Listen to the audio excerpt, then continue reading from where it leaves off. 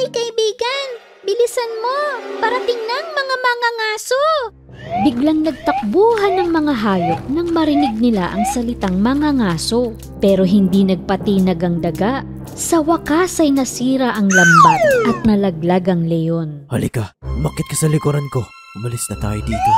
Tumalon ang daga sa likod ng leon at umalis na sila agad. Nang sabihin mo sa akin na balang araw ay matutulungan mo ako, minaliit kita. Akala ko ay wala kang silbi. Ngunit ikaw ang nakapagligtas ng buhay ko.